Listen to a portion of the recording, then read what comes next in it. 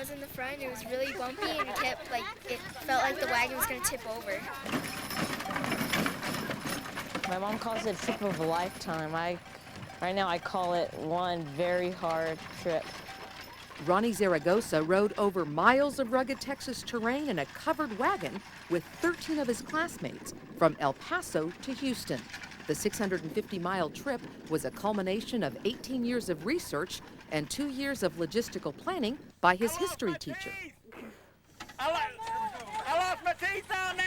I lost my teeth! It has always been a dream to open this up to children, and from the mouths of babes. Let them feel, let them see. William P. Huff's diary is one of the few documents depicting the Southern Gold Rush Trail. These students traveled Huff's route in reverse, verifying his observations and landmarks in their own journals.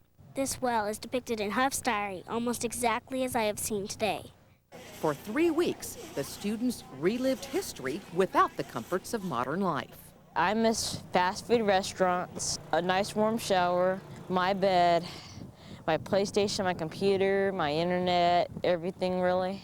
And some parents were a little concerned about letting their kids go for almost a month. I was like, you don't want to stay away for a month, do you? Because she's a little girl. But she said she'd do it again in a second, and she's glad she came. She'll do it again tomorrow.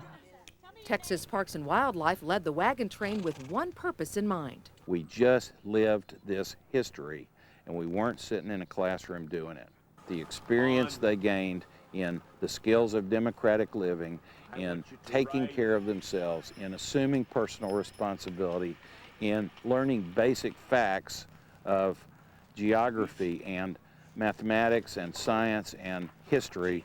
These are things that are permanently embedded in them now. Along the way, Texas students joined the wagon train, and at one point, state leaders greeted them on the steps of the Capitol. We, the undersigned Huff historians, do hereby attest that the Huff Journal is the most significant Southern Trail Gold Rush diary to yet surface.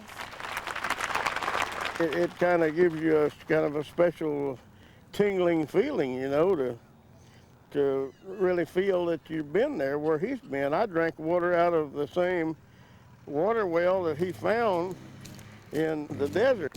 At the journey's end, the students returned the diary to Huff's descendants in a floral tribute at his Houston gravesite. We did it. We actually did it.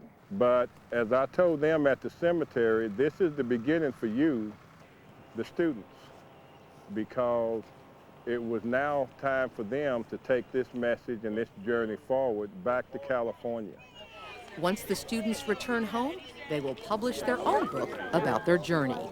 It's been worth it. Just another day at the office, bud. For Texas Parks and Wildlife, this is Lydia Saldana.